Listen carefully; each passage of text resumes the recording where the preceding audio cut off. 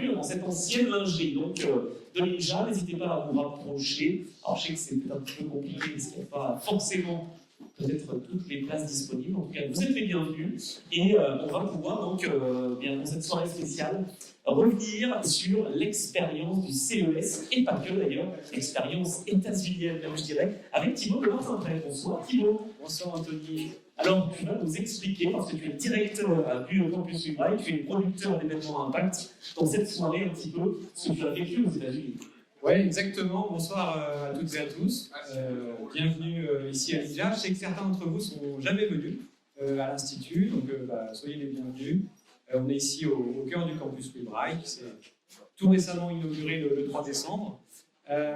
Effectivement, l'objectif de ce soir, c'est de partager avec vous ce que nous avons pu découvrir au CES, à Las Vegas, et puis lors des rencontres aussi qui ont eu lieu à New York la semaine dernière. Donc on aura un petit temps convivial aussi après ce temps de présentation pour pouvoir partager un cadre plus informel. Un petit rappel peut-être parce que tout le monde n'était pas là le 3 décembre. Hein, on rappelle quand même qu'on a inauguré ce campus Libraille avec 4 associations impliquées, un PDV, à l'INJA, Valentin Oui, et puis voir ensemble quel est globalement, rapidement, évidemment, le concept de ce campus. Voilà, peut-être pour redonner très rapidement l'idée, l'objectif du campus Libraille. Donc tu l'as dit Anthony, c'est fondé par 4 structures de référence de la déficience visuelle. Donc l'INJA qui est un établissement public et 3 associations, Valentin Oui, Voir Ensemble et APIDV. Sans ces 4 structures, ce campus n'existerait pas. C'est vraiment un projet commun entre ces 4 structures qui sont toutes localisées dans ce quartier. Quand on parle de campus Libraille, c'est un campus urbain. Il n'y a pas beaucoup de verdure, mais même s'il y a des jardins ici, un campus urbain, un campus multisite, puisqu'il y a 4 adresses, 2 de ce côté-ci, l'INJA ici et l'association Valentin Oui juste derrière l'Institut. Et de l'autre côté du boulevard, on a effectivement l'association Voir Ensemble et l'association APIDV, donc avec toute une proximité immédiate avec le métro du Roc. Et d'ailleurs, on demande à renommer du Roc en du Roc Libraille. Ça, je pense que certains d'entre vous sont déjà au courant. Donc, ce sera quelque chose qu'on obtiendra, j'espère, dans quelques années. Ça prendra un peu de temps. Tout ça pour dire que donc, le campus Libraille est ici à Paris, en plein cœur de Paris, où Louis Braille a été élève et enseignant dans cet établissement. Et donc, c'est un centre d'innovation et de recherche de portée internationale en déficience visuelle, avec un axe sur la recherche, recherche fondamentale, recherche appliquée. On va nouer des partenariats avec des établissements d'enseignement supérieur. On est en train de finaliser une convention avec la Sorbonne Université. Sur le deuxième axe, qui est l'axe innovation, on travaille avec la BPI, on travaille avec des partenaires comme évidemment d'autres incubateurs qui sont là ce soir, notamment le Handilab. On travaille avec, je salue Fanny Cohen qui est dans la salle, qui vous présentera le Handilab un petit peu plus tard. On travaille aussi avec l'Institut de la Vision. Pour vous expliquer, ici, le campus Libraille ne traite pas de santé et de recherche médicale.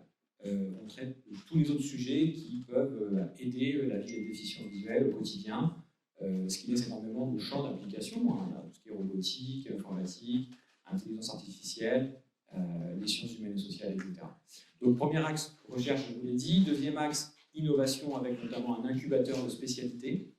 On a déjà 10 startups qui ont rejoint l'incubateur du campus. Certaines vont pouvoir se présenter ce soir, notamment Arta, et d'autres sont également dans le campus depuis début janvier. On aura une deuxième promotion au mois de mai. Et le troisième axe du campus, c'est la formation.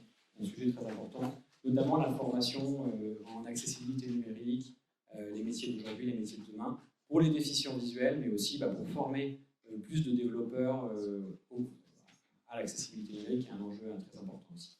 Bon, et merci pour cette présentation complète de ce campus. Donc on est content de vous retrouver et de se retrouver à chaque fois. Programme rapide justement pour ce soir. Donc retour sur le CES, témoignage et présentation de 2 startups qui étaient présentes là-bas, des startups françaises. On parlera de startups internationales. On a 2 petites vidéos à vous présenter. La prise de parole également de Business France avec Pauline et Clarisse qui sont présentes.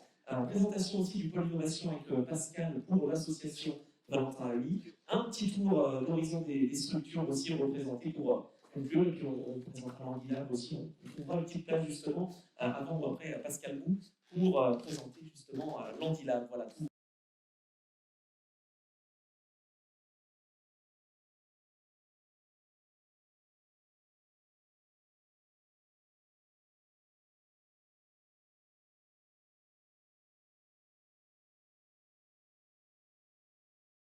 Retour sur le CES, on va se lancer tout de suite, Thibaut, puisque tu es là. Ouais. CES qui a été créé en 1967, c'est devenu vraiment une institution, j'allais dire, c'est un pôle de référence, enfin, c'est une rencontre de référence. Qu'est-ce que tu as pu constater là-bas au CES? Ouais, donc effectivement, le CES, c'est le rendez-vous annuel de la tech, chaque année à Las Vegas. C'est très orienté grand public, je dirais, comme son nom l'indique, hein, et beaucoup autour de la robotique, du hardware en fait. C'est pas vraiment logiciel, voilà. Et effectivement, j'ai été au CES pourquoi en fait. J'y suis allé évidemment pour représenter le campus Webrail, pour d'abord identifier des startups qui pourraient, ou des projets qui pourraient être intéressants pour le marché européen, le marché français, donc dédiés au handicap visuel, pour aussi accompagner les startups françaises qui étaient dans la délégation, et donc deux vont prendre la parole ce soir, Runblind et Arta, mais en tout, il y en avait 4 dans la délégation française qui traitent de handicap visuel. Et puis aussi, faire connaître un petit peu l'initiative du campus auprès des structures au CES. Donc de nombreux visiteurs aussi, des médias représentés, présents en nombre à Las Vegas. C'est un énorme salon.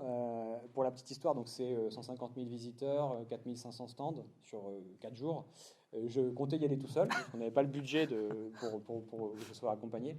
On l'a noté. Heureusement, et là c'était assez incroyable et inespéré, mais qu'en fait quand je me suis inscrit, j'ai précisé que j'étais en situation de handicap, il y avait sans doute une case pour ça, et j'ai été contacté ensuite et ils m'ont demandé de quoi j'avais besoin. Donc j'ai dit effectivement je suis aveugle à 95%, possibilité d'avoir un guide que je peux rémunérer, etc.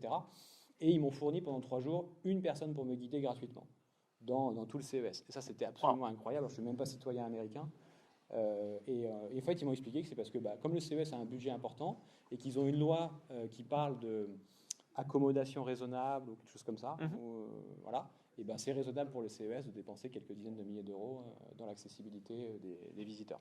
Alors, c'était la première, toi, au CES, tu n'as donc pas de point de comparaison, mais tu as remarqué quand même que dans l'innovation, justement, on s'intéressait au handicap et justement à toutes ces innovations. Oui, moi, ce que j'ai constaté, ce qui est intéressant, c'est que le CES a une catégorie accessibilité qui n'est pas la catégorie santé. C'est vraiment une catégorie spécifique sur l'accessibilité, donc tout ce qui est assistive tech, pas que pour le handicap visuel, bien évidemment, hein, toutes les personnes à besoins spécifiques, la robotique pour les personnes en fauteuil roulant ou mal marchantes, etc. Donc c'est vraiment une partie importante du CES. Je n'ai pas compté, mais je pense plusieurs dizaines, voire même peut-être plusieurs centaines de stands sur tout ce qui est accessibilité. Ah, intéressant en tout cas. Bon, merci pour cette présentation Thibaut. On reviendra évidemment plus en détail au fil de cette soirée, mais on va accueillir donc bien d'abord la première start-up qu'on voudrait mettre à l'honneur. Le 3 décembre dernier, on a eu quelques pitchs sur la thématique de la recherche justement. Eh bien, on met en lumière la première start-up. 2 seront ce soir donc présentes ici pour bien nous expliquer un petit peu leur révolution technologique et leur technologie. C'est Arta, on l'a cité tout à l'heure. Arta, alors c'est Louis, je crois, qui va venir. Exactement. Louis de Véron, donc, qui va nous présenter Arta. Alors, le micro, voilà, celui-ci, et moi je reste proche, comme ça au moins je peux tendre le micro. Donc Arta, quand même, vainqueur du prix du concours Lépine. Exactement. Alors lui, je le tiens et lui, voilà, il y a les deux. Bonsoir à tous, merci d'être présents. Merci beaucoup Thibaut pour l'organisation de ce bel événement. Pour nous, le campus Braille, c'est essentiel pour le développement d'Arta. Ça nous permet vraiment de co-construire cette solution avec toutes les associations du quartier et de pouvoir gagner en maturité sur notre solution. Donc nous, on a créé un dispositif pour les malvoyants et les non-voyants qui leur permettent de percevoir.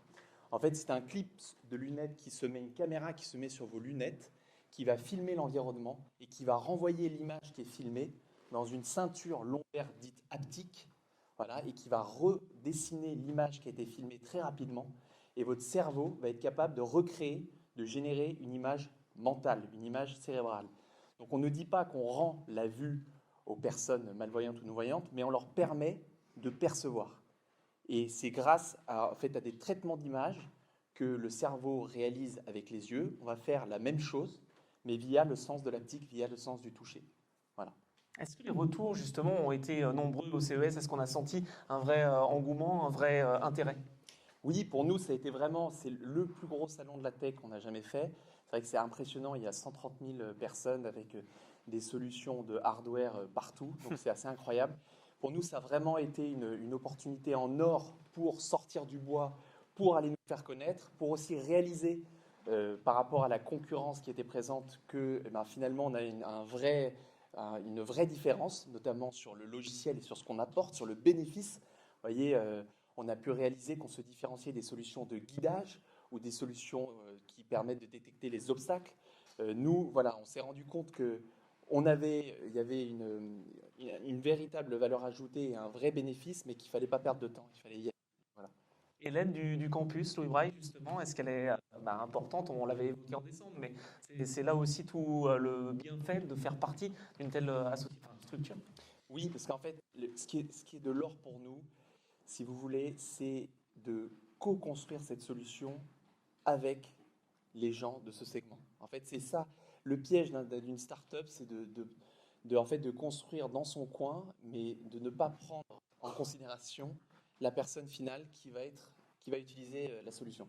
Et donc, le campus Louis Braille, pour nous, c'est une opportunité en or, puisque ça nous fait gagner un temps considérable, et ça nous permet d'avoir à disposition différentes associations, différentes personnes qui nous aident à mûrir et à être dans une approche très itérative, parce que c'est ça la clé pour nous. Ce qui est important, c'est très compliqué de sortir une solution parfaite. On ne peut pas nous reprocher de ne pas avoir une solution parfaite. En revanche, on peut nous reprocher de ne pas être réactif, de ne pas faire évoluer les choses. Et donc, grâce au campus Braille, on est dans cette approche itérative où on teste, on apprend et on change et on modifie. Et voilà. Et ça progresse effectivement. Est-ce que vous avez des questions avant de remercier Louis sur la solution justement Arta? Est-ce que peut-être vous auriez envie d'essayer? Voilà comment on fonctionne. Oui, petite question. Oui, petite question. Du coup, vous dites que c'est pour les personnes qui seraient atteintes de cécité et malvoyants, mais dans la malvoyance, il y a plein de spectres. Donc, est-ce qu'il faut avoir une malvoyance plutôt profonde pour utiliser le dispositif, ou très sévère, ou un malvoyant léger peut aussi utiliser le dispositif? Alors, c'est une excellente question. On a été nous-mêmes surpris par les résultats, parce qu'au début, on pensait que, par exemple, une personne non-voyante, nos dispositifs ne pourraient pas lui apporter des bénéfices. Et pas plus tard qu'une semaine avant le CES, on a eu un test qui s'est avéré un test très pertinent, où la personne qui n'avait jamais vu a pu percevoir les escaliers, a pu percevoir le mur. Donc, en fait, c'est assez compliqué. On s'aperçoit simplement que lorsque la personne a une malvoyance, on va dire, très, très, très, très légère, la solution est peut-être moins adaptée. Donc, mais voilà. Mais après, vous voyez, on a beaucoup de personnes qui ont des glaucomes, rétinique pigmentaire, choroïdérémie, DMLA, on en a aussi. Voilà, il y a plusieurs types de handicaps, vraiment. Intéressant en tout cas de comprendre aussi cette façon de progresser. Voilà, pour une start-up, c'est important d'être réactif et justement c'est le cas d'Arta. Merci beaucoup Louis. Merci. Merci à vous. Micro, pas facile ce soir. Donc merci à Louis de Véron pour la présentation de Arta et on va enchaîner avec Run Blind, ou en tout cas c'est le nom qu'on va donner, mais il y a peut-être un petit changement avec Philippe Leborgne qui vient nous présenter la solution. Le petit micro, voilà. Ça, c'est le micro? Ouais, ou celui-là, allez. D'accord. Comme ça je tiens celui-là. Ok. Écoutez, oui, effectivement, RunBlind existe depuis 2020. C'est une émanation, c'est même une spin-off d'un des laboratoires de Polytechnique en mathématiques appliquées, qui fait quoi? Qui fait du son 3D, qui fait du son 3D dynamique. Et qui est appliqué, d'ailleurs, 2 thèses ont été montées à partir de ce projet-là. Et des gens ici connaissent bien peut-être l'une des personnes qui a fait cette thèse, qui s'appelle Sylvain Ferrand, et qui a, dans un premier temps, utilisé ce son 3D pour projeter un son sur une trajectoire qu'on reproduit avec du son 3D de façon dynamique. Pourquoi dynamique? Parce qu'on compense tous les mouvements de tête pour que le son reste exactement à l'endroit où se trouve la trajectoire et se déplace avec vous. C'est tellement intuitif et tellement réactif que on était capable, c'est toujours le cas, de faire du roller à une personne aveugle à l'intérieur d'un gymnase. Et ici, il y a peut-être des gens qui connaissent Ludovic Petit-Demange. On l'a fait le 3. Oui, je sais bien. Lui-même a testé ça, alors du coup sur un stade, là, pour courir. Et là, on est très surpris aussi par l'appréhension et l'appropriation immédiate des personnes de cette interface. Pourquoi je dis ça? Parce que bien souvent, des dispositifs, quand on doit marcher ou même courir, eh bien, on est un petit peu prudent. Je veux dire, on a bien vu bien souvent des personnes aveugles ou malvoyantes qui avaient un petit peu peur. Et là, qu'est-ce qu'on constatait à chaque fois? Parce qu'on a aussi fait des tests sur différents stades avec différents jeunes. Eh bien, vous voyez comment un stade, hein, c'est un anneau. Eh bien, dans le premier virage, ils ont ça, ils s'approprient, ils marchent tout de suite avec. Bon, déjà, on est très surpris. Alors, la trajectoire, c'est juste le stade, hein, tout simplement. Au milieu du virage, ils commencent à trotter. À la fin du virage, ils se mettent à courir. Donc, il s'est passé grosso modo 2 minutes et encore 1 minute. Et à partir de là, on ne les suit plus. Tellement ils vont plus vite. Ludovic, il faut le suivre. Hein. Je veux dire, par exemple, lui, pour arriver à le suivre, c'est vraiment compliqué. Et ça nous a surpris à chaque fois. C'est-à-dire que les gens s'y l'approprient immédiatement. Et c'est très surprenant par des dispositifs pour courir. Alors, c'est très précis, c'est très facile, c'est même agréable, très agréable à utiliser. Alors après, on s'est dit, bon, ce qu'il faut, c'est qu'on démocratise tout ça. Comment on fait pour le démocratiser? Eh bien, il faut le standardiser. Qu'est-ce qu'on a fait pendant plusieurs années, 2 ans? On est passé d'un dispositif qui faisait 2,7 kg, GPS, différents... Bon, je ne vais pas rentrer dans les détails, un truc qui faisait très lourd. Et aujourd'hui, maintenant, ça tourne sur des AirPods Pro, donc 5 grammes. Donc, on a mis tout ce temps-là pour arriver à démocratiser ça d'un point de vue matériel standard, mais aussi prix. Je veux dire, c'est aussi ça qui est essentiel. Et après, on s'est aperçu d'une chose, c'est que finalement, cette méthode de guidage, on a tous, même personnes aveugles ou non aveugles, vous utilisez des applications de navigation, GPS, typiquement, quoi. Eh bien, alors, surtout dehors, maintenant, ça commence à arriver à l'intérieur des bâtiments, mais la plupart du temps, on a 2 interfaces à notre disposition. Il y a l'écran, qui peut être non seulement dangereux, voire même interdit d'utiliser, et puis vous avez le guidage vocal, qui, pour beaucoup de gens qui sont voyants, les saoule pas mal. Comme, au bout de quelques minutes, on abandonne et on revient à l'écran. Voilà. Eh bien, nous, on veut remplacer ces 2 interfaces-là avec votre musique, n'importe quelle musique, n'importe quel son, qui va vous guider, un peu comme l'a fait Clochette, sur la trajectoire que vous devez suivre, comme je l'ai indiqué tout à l'heure. Et ça marche vraiment très, très bien. Et donc, là, pour le coup, on s'aperçoit que c'est exactement la même technologie, c'est même le même matériel qui est utilisé pour les personnes aveugles ou les personnes qui sont pas aveugles du tout, quoi. Et ça, en termes d'inclusion, nous, on trouve ça vraiment très, très bien. Alors d'ailleurs, c'est pour ça qu'au CES, eh bien, on s'est aperçu que c'est pas seulement sur une catégorie de personnes que cette technologie peut être utilisée, pour plein de choses, plein d'autres applications. Il y a eu plein d'autres exemples là, depuis 1 an sur lesquels elle commence à être disponible, cette technologie. Et du coup, on est passé de RunBlind à une autre dimension, qu'on pourrait dire, puisqu'on s'appelle maintenant Audio Dimension. Et donc, c'était à l'occasion de ce CES où finalement, on a changé de nom. Alors, c'était la 2e fois qu'on venait au CES. La première fois, on était accompagné d'ailleurs par Business France, entre autres. Et la 2e fois, c'est peut-être pour ça que tu ne nous as pas vus, Thibaut. On était juste à côté, mais pas exactement à l'endroit où étaient placées toutes les sociétés françaises. On les voyait, ils étaient juste à côté. Mais on est quand même là ce soir pour vous raconter un petit peu comment ça s'est passé. Et alors, qu'est-ce qui s'est passé? Par exemple, depuis lors, puisque c'est la question suivante, mais... Bien sûr que je n'ai pas posé, mais... voilà, eh bien, qu'est-ce qui s'est passé? C'est qu'en fait, on a rencontré des sociétés là-bas qui étaient justement parce que nous, on ne s'est pas gêné pour aller faire un petit tour quand même. Et là, qu'est-ce qu'on a vu? On a vu Capsys. Capsys, que vous connaissez peut-être ici aussi, qui peut-être devait venir ce soir ou pas, peu importe. Mais en fait, qu'est-ce qu'on s'aperçoit? C'est qu'on va travailler sans doute avec eux. Alors, il faut faire 12 000 km pour aller les voir là-bas, alors qu'ils sont en France. Mais enfin, c'est comme ça, mais c'est ce qui s'est passé. D'ailleurs, ce n'est pas les seuls avec lesquels on va sans doute travailler de cette façon-là. C'est assez étonnant, c'est-à-dire qu'on rencontre des gens là-bas à l'autre bout du monde, alors que des fois, ils sont à 20 km de chez soi. C'est quand même un peu bizarre. Mais bon, c'est comme ça, quoi. Après, le fait d'être à l'étranger, ça rapproche, puisque voilà, on va peut-être plutôt aller voir les entreprises françaises. C'est sûr que quand il y a des gens qui viennent nous parler français, c'est déjà plus confortable. Ah oui. Voilà, alors, tout de suite, on écoute. Ah, bah oui, en anglais, c'est moins fatigant qu'en français. Voilà. Alors, la comparaison, j'en profite, puisque c'était la 2e édition, justement, pour Audio Dimension, maintenant. Voilà, je me prépare. Depuis 10 jours. Quelle a été la fréquentation, justement? Est-ce qu'on a senti un vrai attrait, justement, pour l'accessibilité? Alors oui, il y a eu beaucoup d'attrait pour l'accessibilité, encore qu'on n'était pas bien placé, parce qu'on a hésité, est-ce qu'on se met dans l'accessibilité ou dans la Smart City? Bon, du coup on s'est dit, tiens, on va se mettre dans la Smart City, on va un peu changer de la dernière fois. Et finalement, il y a pas mal de gens qui, effectivement, la Smart City, ça concerne tout le monde. Et évidemment, comment on peut l'adapter au mieux D'ailleurs, Capsys n'est pas le dernier à travailler dans ce domaine-là.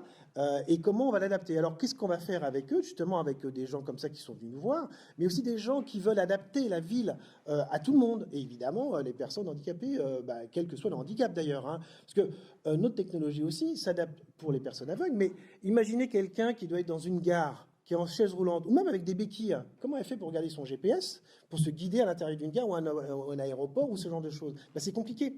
Je veux dire, est-ce qu'elle pose son... Alors, soit elle a un guidage vocal, mais c'est pas forcément bien bien utilisable.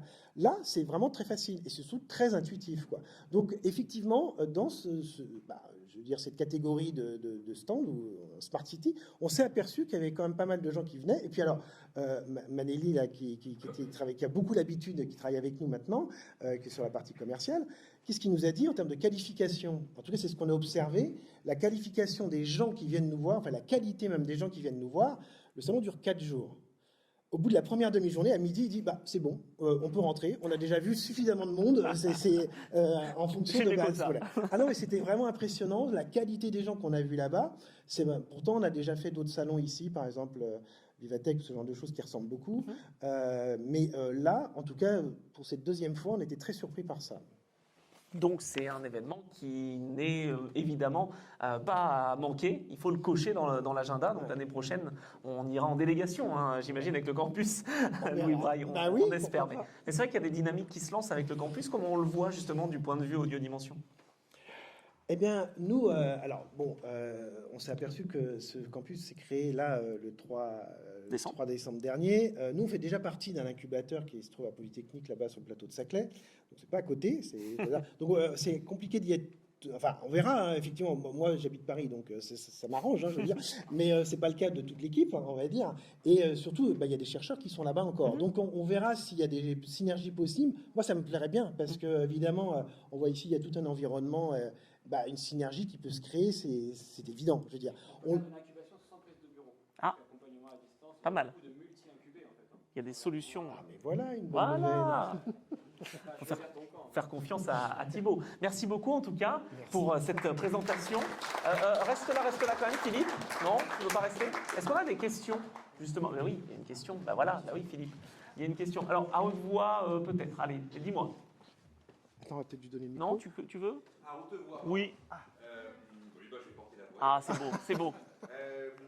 Je me représente pas bien. Donc, si je comprends bien, on va suivre un son qui est orienté dans notre espace stéréophonique. Oui. Mais je me représente pas bien comment forcer le signal de guidage. Il vient d'où? Parce que dans une gare, par exemple, il y a du bruit. Oui, alors c'est vrai que c'est très surprenant. Et en fait, à chaque fois, j'ai un mal fou à l'expliquer. Aïe. Et c'est pour ça. Alors, le problème, c'est qu'il va falloir que je fasse tester ça à des milliards de personnes. Mais on demande ça. Ah, ça va pas être simple. Mais d'ailleurs, c'est ce qu'on faisait sur le stand. Hein. En fait, vous allez comprendre ma difficulté. C'est comme si j'allais vous expliquer. Par exemple, vous avez parlé de stéréo. Justement, c'est pas de la stéréo. En stéréo, on peut pas faire ça. On fait ça qu'avec du son 3D, ce qu'on est en train de faire.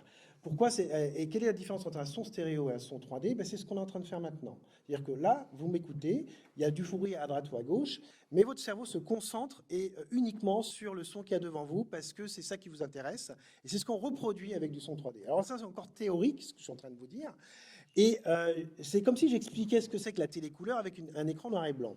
En fait, c'est très compliqué, mais dès qu'on fait tester la chose aux personnes, ah, mais c'est ça!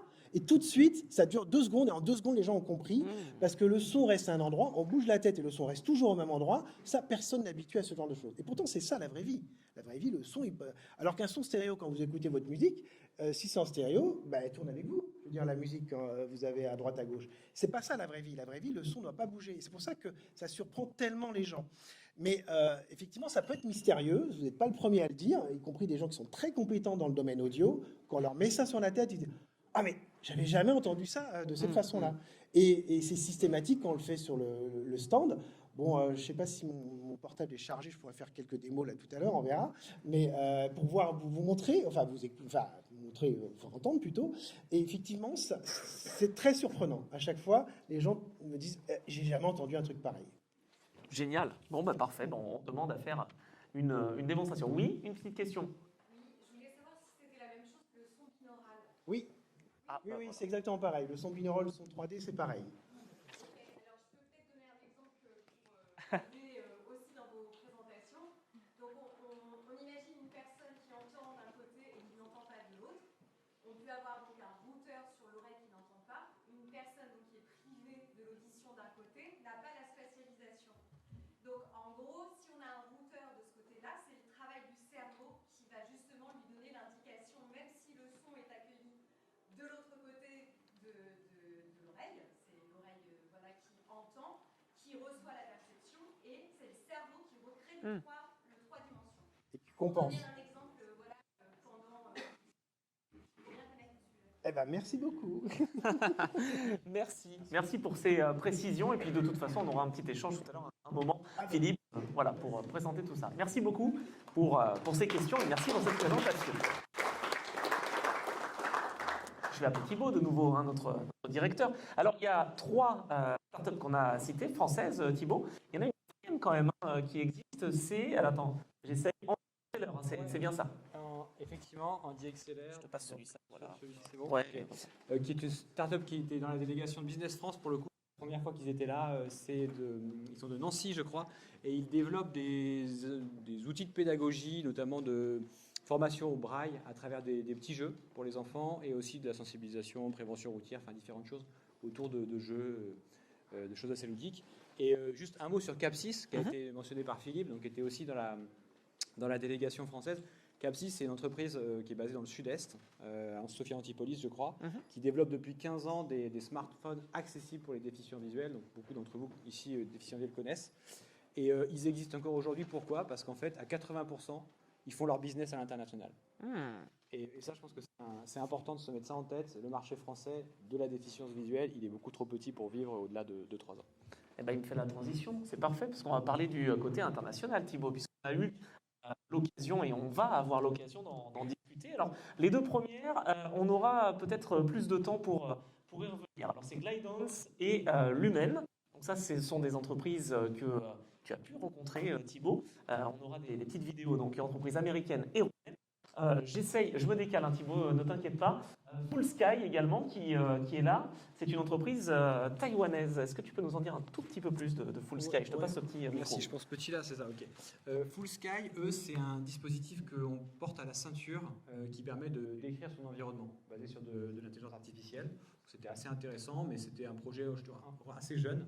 Maintenant, on va rester en contact avec eux et voir s'il y a des possibilités pour le marché européen. Voilà, c'est toujours un peu la même histoire.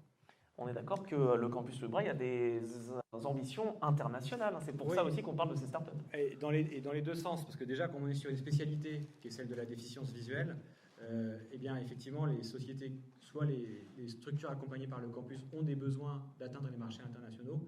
Et à l'inverse, l'idée au CES, c'était aussi de voir des projets étrangers, comme Full Sky ou d'autres, pour les accompagner éventuellement sur le marché européen, le marché français. Un petit mot sur WeWalk, une entreprise anglaise, britannique. Ouais, WeWalk, c'est une canne qui est développée par des Anglais, mais aussi des Turcs, qui est une canne connectée avec des retours haptiques, avec de l'audio 3D aussi, je crois. Je ne sais pas si c'est 3D, mais de l'audio, qui est intéressante parce qu'elle a un tarif abordable, $900, ce qui est beaucoup moins cher que d'autres dispositifs très high-tech. Effectivement. Alors ensuite, on a peut-être la possibilité de citer XR Navigation. Alors ça, c'est une entreprise américaine. Oui, c'est effectivement un dispositif, une solution américaine. D'ailleurs, les 2 fondateurs sont déficients visuels eux-mêmes. Et là, c'est de la navigation, c'est de la cartographie, en fait, cartographie immersive, avec du son aussi, pareil. Et c'est assez intéressant. Je vais discuter avec eux pour qu'ils fassent un plan du quartier en son 3D immersif. Ouais. Ah, intéressant. Donc ça, c'est plutôt très bien. On va essayer de présenter d'autres startups internationales. Elles sont nombreuses. Make Sense également, autre entreprise britannique. Oui, alors eux, c'est un dispositif de... Alors, je ne sais plus, Make Sense. Ah mince, attends, je vais te dire. C'est Precise Outdoor Navigation Tool engineered to guide people from A to B. Alors ça, c'est un casque. Alors non, ça c'est quelque chose qui ressemble assez à Sonar Vision. Nathan et Augustin sont là. J'ai l'impression qu'ils sont un peu un dispositif similaire. Mais parce que bon, j'ai testé un petit peu, mais c'est assez difficile de bien comprendre les projets. Donc pour tous ces systèmes, je vais reprendre des réunions avec eux par visio pour mieux comprendre ce qu'ils développent. On est d'accord, tu les as rencontrés, tu t'es fait connaître auprès d'eux.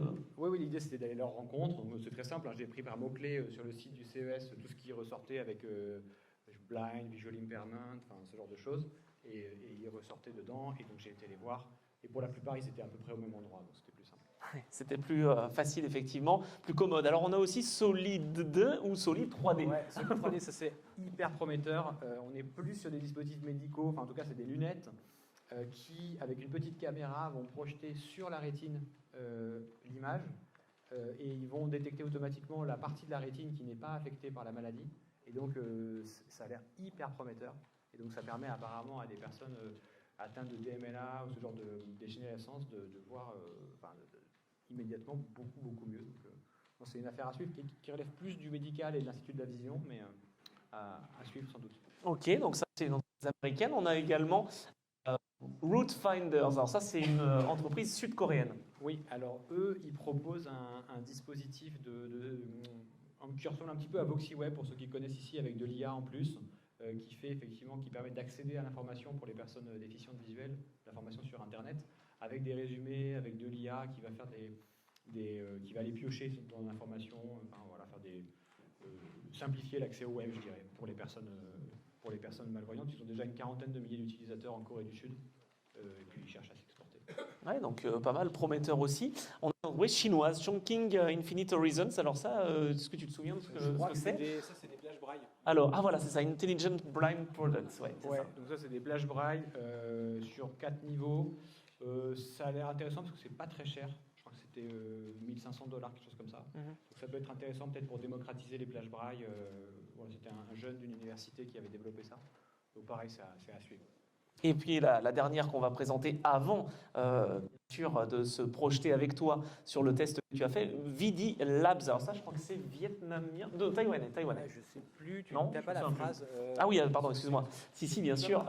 Compact AI Wearable Aimed at Being Companion. Pardon, excuse-moi. Eux, c'est pareil, ça me semble pas mal à ce que fait Be My Eyes AI, enfin Be My AI, ou les lunettes méta. Donc c'est utiliser l'intelligence artificielle pour décrire l'environnement, en gros, de la personne, et notamment en marchant, quoi. Vraiment en décrivant en temps réel ce qui se passe autour de soi quand on marche dans la rue, par exemple. Donc ça, pour moi, c'est vraiment hyper prometteur, ça arrive très très vite, et ça va être apparemment, je pense, incroyable pour les déficients visuels. Ah, intéressant. C'est Hong Kong, je crois, l'entreprise. Voilà, c'est ça. Je me suis trompé, j'ai pas reconnu le drapeau. Et donc, tu as eu l'occasion de tester, on va voir la première start-up internationale, Glidance. Alors ça, je vais décrire peut-être pour certains, on t'aperçoit en fait dans les allées avec un robot, c'est ça? Ouais, Glidance. Donc là, on voit, si je comprends bien, le tester dans les allées du CES. C'est un robot guide développé depuis quelques années aux États-Unis. Ils sont basés à Seattle. Et leur objectif, c'est de... ils se disent, voilà, le chien guide, tout le monde se dit un peu ça, le chien guide c'est super, mais clairement il n'y aura jamais de chien guide pour tous les déficients visuels dans le monde. C'est pas du tout scalable comme principe, ça coûte trop cher et puis on ne peut pas le passer à l'échelle. Donc eux, ils veulent simuler un peu le guidage du chien guide avec un robot. Alors ça ressemble pas du tout à un chien, hein. C'est une espèce de, je sais pas comment dire, une espèce d'aspirateur, à quoi ça ressemble? T'as une espèce de poignée. Je sais pas trop à quoi on ressemble quand on se promène avec ce truc. Ah, il y a une idée là, peut-être qu'on peut faire aspirateur guide. Peut-être. Donc en gros, il y a 2 roues, il y a une longue poignée et puis un espèce de dispositif entre les 2 roues qui est au sol. Je sais pas comment le décrire. Est-ce que la prise en main est facile? La prise en main est très facile et c'est vraiment la même sensation qu'un chien guide, enfin la même, assez proche de celle d'un chien guide. Et moi, je me suis pris à parler au dispositif, quoi. Je me disais, allez, va comme je dis à mon chien. C'était ridicule. Bon, j'étais fatigué, je pensais, pour ça. Mais c'était assez incroyable. Et ils veulent le mettre sur le marché, d'abord américain, à $1 500. S'ils arrivent vraiment à tenir ce prix, je pense que c'est prometteur. Ah, parce que ça peut vraiment accompagner et aider. Pas que pour les personnes âgées. Il y en a qui pensent que c'est pour les personnes âgées malvoyantes. Moi, je pense que ça peut aussi intéresser des plus jeunes qui veulent pas de chien et qui ont envie d'un truc un peu plus performant qu'une canne. Oui, parce que, mine de rien, alors, quand même le lien avec... alors on entend justement quelqu'un de chez Glidance qui essaie de te demander un peu en direct ce qui se passe. C'est vrai qu'il y a ce lien quand même important avec le chien, évidemment, mais ça, c'est quand même une vraie technologie qui peut aider, même s'il n'y a plus le lien, ça peut être pratique, quoi. En fait, si tu veux, il y a beaucoup de personnes malvoyantes ou non-voyantes qui ne veulent pas spécialement de chien, parce que il faut s'en occuper, parce que c'est triste quand le chien devient plus vieux, qu'il faut s'en séparer, etc. Donc ouais, moi je pense que ça peut être un produit intéressant, surtout à ce prix-là. Ok, bon, donc ça c'était la solution Glidance, en tout cas c'est la startup Glidance, voilà, avec ce magnifique aspirateur. Non, mais c'est Ça fait 2 assez... kilos, hein, c'est léger, hein, c'est pas un énorme truc. D'accord, Ça fait 2 ok. kilos. Bon, en tout cas, tu as pu tester un petit peu dans les allées. Et on va passer à la deuxième solution. Donc ça, c'est une entreprise roumaine. Sache, second video, please. Et donc, en fait, c'est... alors, je ne sais plus le nom de la startup, je l'ai oublié, évidemment, déjà, Lumen. Dot Lumen. Voilà, Dot Lumen. Alors ça, c'est une start-up roumaine. Alors je veux bien tout comprendre parce qu'on a l'impression que tu as un casque, pour décrire un casque de réalité virtuelle, mais c'est pas du tout ça en fait. Non, c'est un casque effectivement qui entoure qu'on pose sur la tête, mais qui n'est pas devant les yeux. Donc c'est vraiment. Par contre, il faut enlever ses lunettes. Enfin, on peut pas avoir des lunettes, c'est vraiment à la place des lunettes, mais ça ne recouvre pas les yeux. Et c'est un casque qui a devant sur le front un retour haptique. Donc on a comme une petite bille sur le front. Je sais que Louis, tu as essayé aussi, ça te fait des petites chatouilles sur les... mais du coup, et donc il y a une petite bille qui fait une sensation sur le front et qui passe à gauche, à droite. C'est un peu la même idée que le son 3D qui va nous guider, où il faut aller vers le son. J'imagine que c'est ça, Philippe, le principe. Et bien là, il faut aller vers la petite bille. Et donc tant que la petite bille elle est au milieu, on va tout droit. Et si elle part sur la droite du front, il faut se tourner vers la droite. Et donc le but de ce dispositif, c'est d'indiquer, pas tellement d'indiquer les obstacles, parce que derrière les obstacles, on n'en a pas vraiment besoin, c'est d'indiquer le chemin. Quel est le bon chemin à emprunter. Voilà, donc ça c'est un innovateur roumain qui s'appelle Cornel, avec lequel on a pas mal discuté avec Louis, qui a déjà levé près de 20 millions, je crois, et qui continue à lever des fonds. Maintenant, il faut voir concrètement à combien il va le mettre sur le marché, et est-ce qu'il trouvera des clients. On verra. Il commence par le marché roumain, le marché européen en 2025, et après... Tu as eu l'impression que c'était une bonne solution quand même? Tu t'es vraiment projeté, j'allais dire, avec cette solution? Moi, j'ai trouvé ça intéressant. Après, je me pose la question, mais un peu comme pour Glidance, de l'image qu'on renvoie avec ces dispositifs. Maintenant, peut-être que moi, je me soucie de ça, mais peut-être que d'autres ne vont pas s'en soucier, j'en sais rien. Et puis, honnêtement, ça ne peut pas remplacer une canne blanche, il faut être clair. Mais voir la complémentarité et l'intérêt, en plus d'une canne blanche ou en plus d'un chien guide, ça faut vérifier. Moi, ce qui m'inquiète par rapport à ce produit, c'est plutôt le tarif. Parce qu'ils vont arriver sur le marché à entre 3 et 10 000 $. Et ça me semble quand même un petit peu cher, même s'il y a des remboursements possibles. Et en termes de confort, est-ce que ça a été bien accueilli? Est-ce que tu as pu quand même le mettre facilement? Est-ce que tu l'as tenu pendant 2 minutes ou plutôt tu pourrais le tenir plus longtemps? J'ai essayé 10-15 minutes, mais je me pose la question effectivement, est-ce que 4 heures dans la journée avec ce truc sur la tête, ça pèse quand même 1 kg, 1,5 kg, je ne sais pas trop. Il y a ça, et puis honnêtement, il est censé détecter les escaliers, et comme par hasard, là, la fonction escalier n'était pas activée, tu vois. Donc bon, est-ce qu'elle existe vraiment? J'en sais rien, parce que là, je me suis baladé dans les allées. Ça va, il n'y a pas de marche, etc. Mais qu'en est-il des escaliers? Qu'en est-il des quais de métro? Enfin, tu vois, je pense qu'il faut quand même être... Avant de pouvoir se déplacer avec ce truc-là, en tout cas, ça ne remplacera jamais la canne blanche. Ouais, En j'imagine. tout cas, pas tout de suite. On a une petite question, tiens, justement. Dis-moi. Oui, je sais. J'ai pas bien saisi dans ces deux dispositifs-là, le chien guide aspirateur ou la bille qui est sur le front. Mince, Glidance vont nous avoir. Signifier un passage d'un moyen comme le chien guide sur le bras et l'autre où on suit un point sur le front, ou est-ce qu'il y a un véritable calculateur, détecteur d'obstacles, calculateur d'itinéraire? En fait, alors, pour t'indiquer le bon chemin, il y a nécessairement une cartographie des obstacles pour pouvoir t'indiquer le bon chemin. Enfin, j'imagine. Après, dans les deux cas, il y a en plus du retour sur le front ou dans la main, il y a un retour audio qui va t'indiquer si le passage est étroit, s'il y a des escaliers. Il y a les deux en fait. Il y a aussi un retour audio. Je ne sais pas si ça répond à ta question. Cette question parce que on m'a dit qu'à la vidéo, apparemment, c'était quelqu'un qui te conduisait en gros ton aspirateur dans les couloirs du BHV là, avec une manette de PS5. Et donc, je me disais, donc le truc est intéressant, mais moi je ne vais pas avoir un guide avec une Alors, attends. Je veux dire, dans la vraie vie, au CES on a des guides, mais dans la vraie vie, j'ai pas des guides. Tu veux dire sur la vidéo qu'on a montrée de Glidance, ouais. Sur la vidéo là, il y avait un gars à côté Ouais, il y avait un gars, mais... À côté avec une manette. Ah bon? Alors, attends. T'as menti? Non, mais c'est marrant parce que tu vois, le gars de Dot Lumen, il m'a dit, mais ouais, le mec il a sa télécommande, il t'a complètement arnaqué, etc.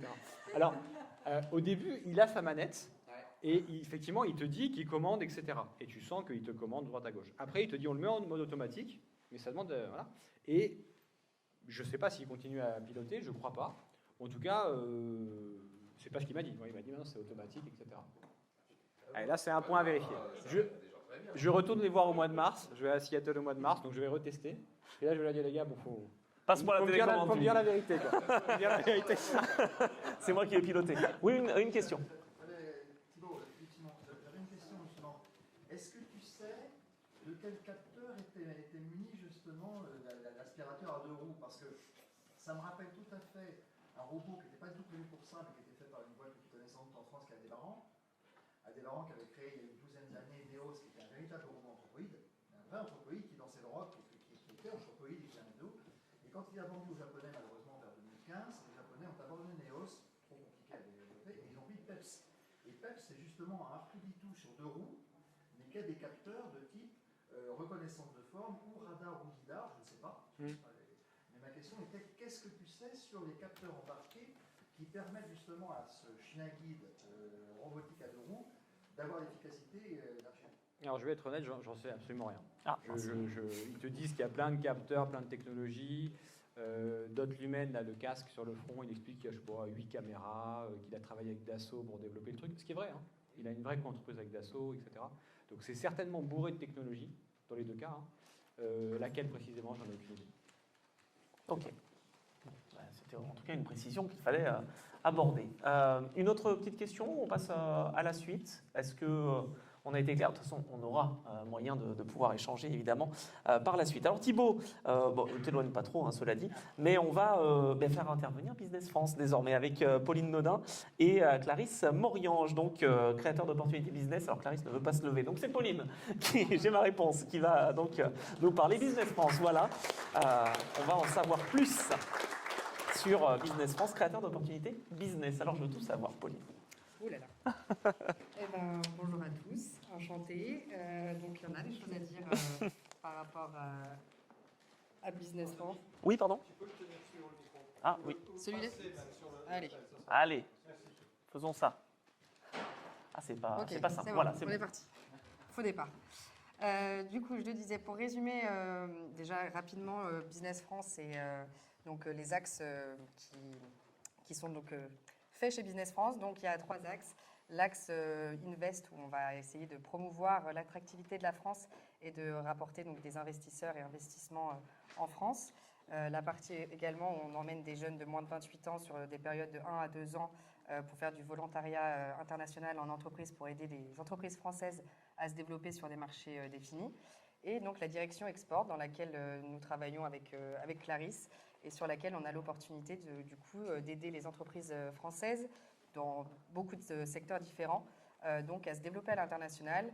Et dans notre cas, donc dans le service tech et services, on a la grande chance, j'appelle ça une chance, de pouvoir donc emmener d'année en année plus d'une centaine, 150 entreprises sur donc, le pavillon France sur le CES de Las Vegas.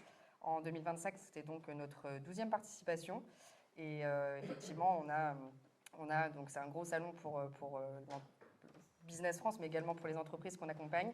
Et donc effectivement, salon international, mais incontournable surtout pour pouvoir effectivement, comme l'ont dit les entreprises qui étaient présentes et qui ont pu témoigner, vraiment voilà, un salon qui a énormément de visiteurs, énormément d'exposants, qui concentre énormément d'acteurs importants de la tech et surtout en fait qui permet malheureusement effectivement de rencontrer des Français à des milliers de kilomètres. Alors Non, que, pas malheureusement, mais... Non, pas malheureusement, mais c'est vrai qu'on a beaucoup ce retour-là des entreprises qui, effectivement, trouvent que, généralement, elles vont rencontrer les personnes qu'elles souhaitaient rencontrer ici en France, mais sur cet événement, parce que, voilà, ça facilite. Et c'est vrai que c'est une atmosphère complètement différente sur le CES.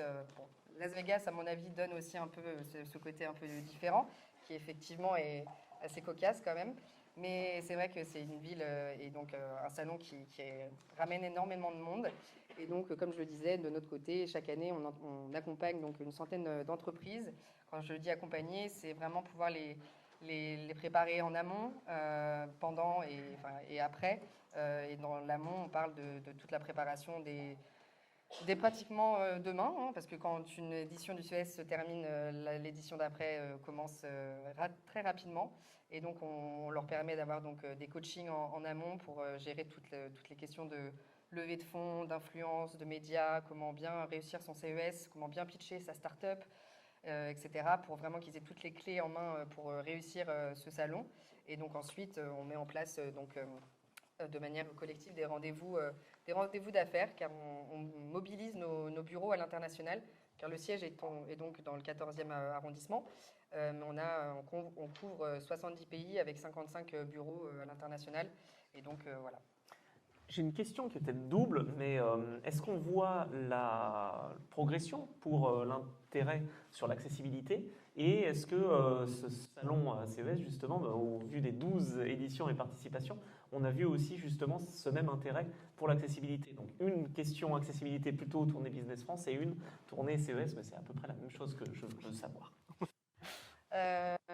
C'est vrai que cette année, on a vu, alors pour la petite anecdote en tout cas, on travaille main dans la main avec les régions. C'est-à-dire que jusqu'à 2024, les entreprises étaient réparties par régions qui les accompagnaient. Donc ça faisait un peu un patchwork quand même sur le pavillon France. Mais cette année, elles étaient réparties par thématique. Et c'est vrai que cette année, on a vu qu'effectivement, l'accessibilité, mais enfin, plus généralement aussi la healthcare, wellness, était vraiment le secteur le plus important du pavillon.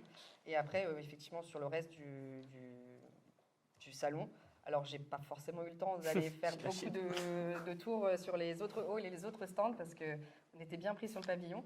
Mais effectivement, on voit de plus en plus qu'il y a ces technologies qui se mettent en place au niveau de l'accessibilité. Question aussi avec le campus Louis Braille, justement. Est-ce qu'on peut envisager encore plus de collaboration, j'allais dire, ou de synergie possible avec cette inauguration qui a eu lieu en décembre?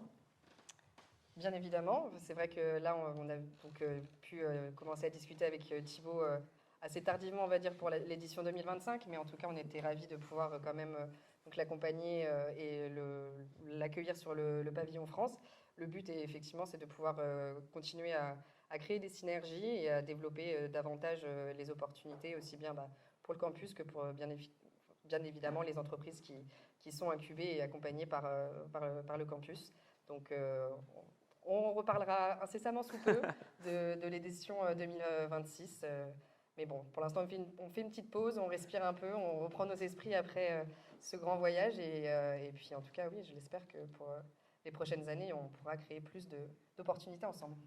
On croise effectivement les doigts, bien sûr, mais c'est vrai que cette dimension internationale qui est voulue par le campus et par son directeur, justement Thibaut, c'est quelque chose aussi qui peut être intéressant pour Business France. Enfin, en tout cas, je l'imagine, bien sûr.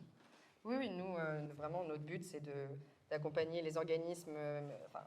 C'est vrai que là, sur le CES, ou en tout cas dans mon domaine, j'accompagne des startups, des jeunes entreprises, mais le but, bien évidemment, c'est de pouvoir aider tout type de structures à aller à l'international, bénéficier de notre réseau et de pouvoir justement grandir plus rapidement et d'être, si besoin, encadré, ou en tout cas d'avoir des billes supplémentaires via notre expertise et via nos conseils et autres moyens que l'on peut mettre en place pour aider au développement.